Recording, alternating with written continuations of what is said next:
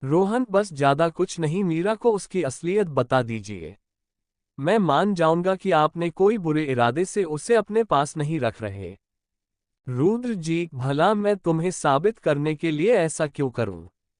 रोहन, तो शायद ये काम मुझे ही करना पड़ेगा और आप तो मुझे जानते ही हैं।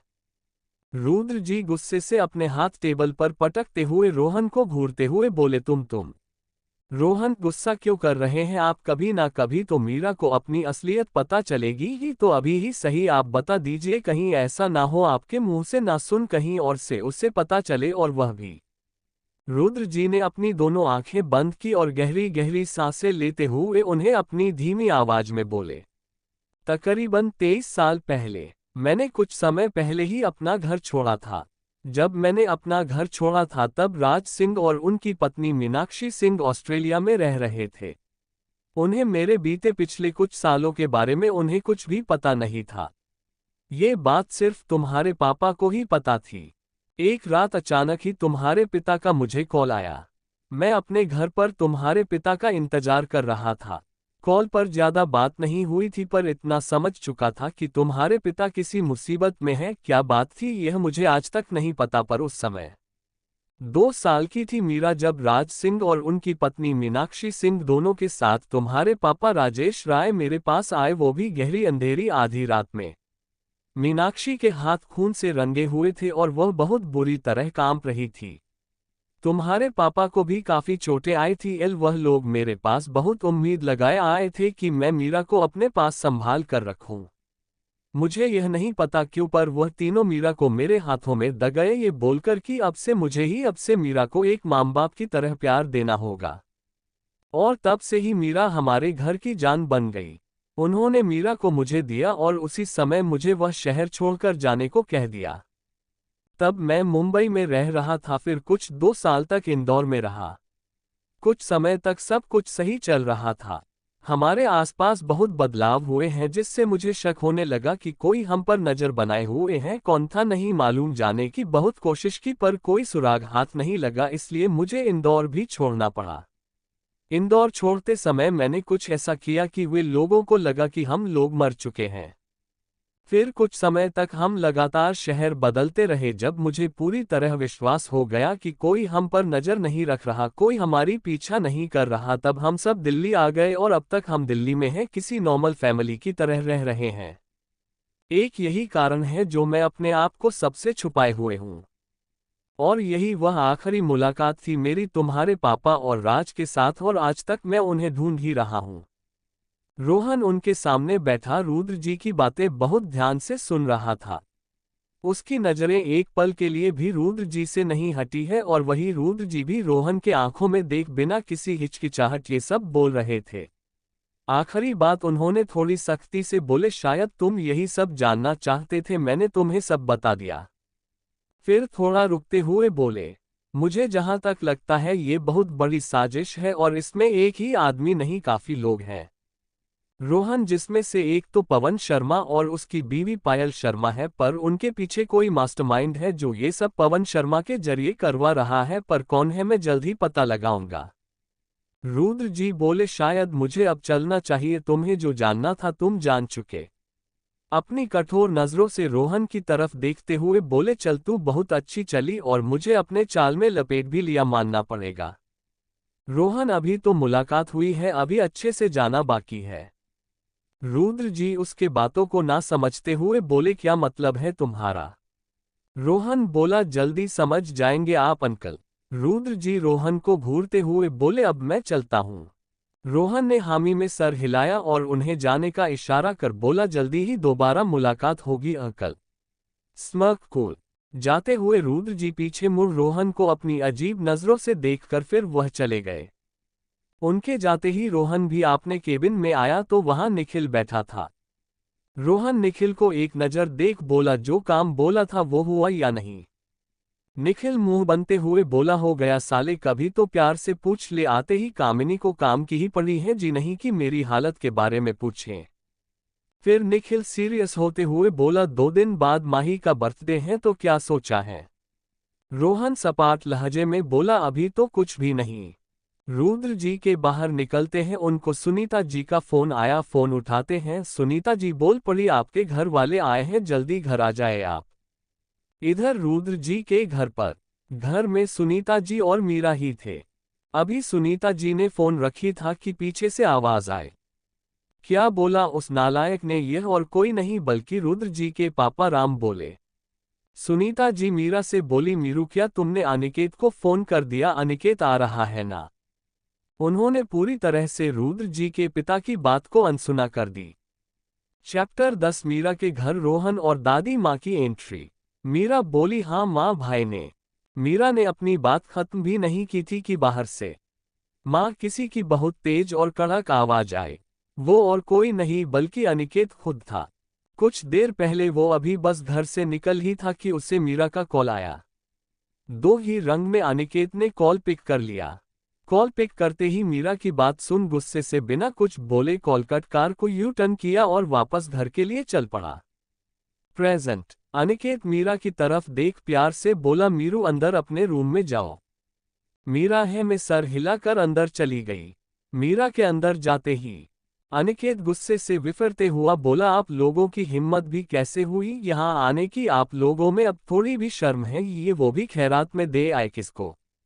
अनिकेत की बातों को सुने रहे। राम जी बोले, हे पढ़े बेटा ऐसा मत बोले, अब मैं बूढ़ा हो गया हूँ, मुझे मेरी गलती पता है, इसलिए ही मैं तुम सब से माफी मांगने आया हूँ और तुम सब को वापस तुम्हारे अपने घर ले जाकर मैं अपनी सालों पहले की गई गलती को सुधारना चाहता हूँ। फिर थोड़ा रुकते हुए और दुखी भरे स्वर में बोले, मानता हूँ दिल से लगी चोट को ठीक होने में समय लगता है, पर कम से कम हम सब एक बार तो एक साथ रहकर एक दूसरा को समझना चाहिए। क्या पता हम सब एक दूसरे को समझ पाए और आगे चल एक साथ खुशी से रह पाए। देखो बेटा समझो, अच्छा चलो प्रैक्टिकल सोच के देखो, तुम्हारी एक बहन भी है और तुम लोगों की कंडीशन भी इतनी अच्छी नहीं लगती। तुम्हारा घर ही देख लो, तुम सभी के लिए कितना छोटा है। अगर कोई लड़का तुम्हारी बहन को पसंद भी करता हो तो तुम्हारी लिविंग कंडीशन को देखकर उससे शादी शायद ही करे। इसलिए कुछ समय लो और समझो, इसमें सभी का ही भला है। और अब तुम सब तो मेरा ही खून ही, तो मैं तुम्हें इस तरह से थोड़ी रहने दूंगा, इसलिए चलो बेटा हमारे साथ अपने घर। अनिकेत को तो विश्वास ही नहीं हो रहा था कि उसके सामने बैठा उसका दादा है, जो अपने ही बड़े बेटे और उसके परिवार के लिए ऐसी घटिया सोच रखते हैं। अनिकेत कुछ बोल पता कि तभी किसकी तालियों की आवाज आई। सब उसे तरफ देखने लगे। सामने 4 लोग खड़े थे। एक तो खुद रुद्र, उनका छोटा बेटा अमन और रोहन की दादी सीता जी खड़ी थी। फ्लैशबैक। अमन जब घर आया तो अपने दादाजी को देख पहले तो काफी हैरान हुआ, पर वो अंदर ना जाकर गेट पर से ही सारी बात सुनने लगा। और वहीं दूसरी तरफ इधर जैसे ही रुद्र को पता चला कि उनके सी कॉल्ड डैड उनके घर आए हैं तो जैसे उनका खून गुस्से से उबाल लगा। वे बहुत तेजी से रोहन के ऑफिस से बाहर निकले, पर तभी रोहन की दादी सीता जी, जो अभी ऑफिस आई ही थी और रोहन के केबिन की तरह जा ही रही थी, कि उनकी नजरें मीटिंग रूम से बाहर जाते रुद्र जी पर पाए। वे जब तक रुद्र को आवाज लगती तब तक रुद्र की लिफ्ट में जा चुके थे। रोहन की दादी माँ रुद्र को देख काफी इमोशनल हो गई। आखिर हो भी क्यों ना, वो रुद्र राज और अपने बेटे में उन्होंने कभी कोई फर्क नहीं समझा था। रुद्र के घर छोड़ने पर दादी माँ ने रुद्र को अपने साथ रहने के लिए बहुत मनाया, पर रुद्र नहीं माने। वह एक आत्मनिर्भर इंसान थे, उन्हें किसी का भी एहसान लेना गवारा नहीं था। इसलिए वह बिना बताए अपने परिवार के साथ मुंबई शिफ्ट हो गए। दादी माँ पुरानी बातें याद आते ही उनकी आंखें नम हो गई। उन्होंने अपना तेज दिमाग चलाया और जल्दी से वो भी नीचे जाने के लिए रोहन के पर्सनल लिफ्ट में चली गई। नीचे जाते ही वह ऑफिस से जल्दी बाहर जाने लगी। जब रिसेप्शनिस्ट ने सीता राय को जल्दीबाजी में बाहर जाते देखा तो वह भी घबराते हुए सीता जी के पीछे जाने लगी। पर उन्हें देर हो चुका था, उनके सामने ही रुद्र जी किसी कार में बैठ चुके थे। दादी माँ रुद्र जी को इस बार दूर नहीं जाने देना चाहती थी। उन्होंने जल्दी से अपने साथ खड़ी लड़की का हाथ मजबूती से पकड़ा और अपनी लड़खड़ाई जुबान से बोली, उस व्हाइट कैब का नंबर नोट कर जल्दी। और उन्होंने बिना देखिए अपने फोन से रोहन को जल्दी से कॉल किया और नीचे आने को कहा और बिना कुछ भी सुने उन्होंने फोन कट कर दी। जब तक रोहन आया तब तक दादी माँ ने उस कैब की लास्ट डेस्टिनेशन निकलवा ली थी। रोहन के नीचे आते ही दादी माँ ऑर्डर भरे लहजे में बोली, इस एड्रेस पर ले चलो जल्दी। पहले तो रोहन दादी माँ को हैरानी भरी नजरों से देखा, फिर वह कुछ बोल पाता उससे पहले ही दादी माँ दोबारा बोली, जल्दी चलो नालायक लड़के। कुछ ही देर में रोहन और दादी रुद्र जी के घर पहुंची। जैसे ही वह कार से उतरी तभी रुद्र भी घर के अंदर जा रहे थे। जाते हुए रुद्र जी की नजर दादी पर पड़ी, पर उन्होंने एक सपना समझ वे घर के अंदर आ गए। पीछे से रोहन ने भी रुद्र जी को देख लिया था, पर वह कुछ कर नहीं सकता था क्योंकि वह अब दादी के साथ रुद्र के घर आ गया था। वह जब अंदर पहुंचे तो अंदर चल रही बातों को सुन सब हैरान खड़े रह गए। फ्लैशबैक एंड वह तालियां कोई और नहीं बल्कि हमारी दादी सीता जी बजा रही थी, जो राम की बातों को सुनकर अपने गुस्से को कंट्रोल नहीं कर पाए और उसी गुस्से से भरी हंसी के साथ बोली, सच ने मानना पड़ेगा तुम्हारी बेशर्मी का कोई जवाब नहीं। नहीं मतलब सच, देख तुम में अभी भी इतनी हिम्मत है राम की मेरी ही दोस्त को धोखा देकर अब उसके परिवार को अपनी बातों से आईने में उतारना चाहते हो। और राम, तुम्हें इनकी परवाह करने की जरूरत नहीं है जब तक मैं सीता राय जिंदा हूं। मैं अपने बच्चों का ख्याल रहूंगी, और रही बात रुद्र की बेटी, तो उसके लिए मेरा पोता से अच्छा तो कोई हो ही नहीं सकता। मेरे पोते की शादी रुद्र की बेटी से ही होगी।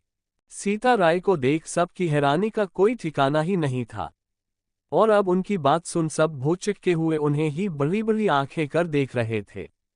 पर रोहन को अपनी ही शादी की बात सुनकर कोई फर्क नहीं पड़ा। वैसे भी रोहन यही तो चाहता था, मीरा से शादी। Thank you. आपको नोवेल कैसा लगा कमेंट करें, लाइक और शेयर करना न भूलें। नेक्स्ट पार्ट देखने के लिए चैनल को सब्सक्राइब करें।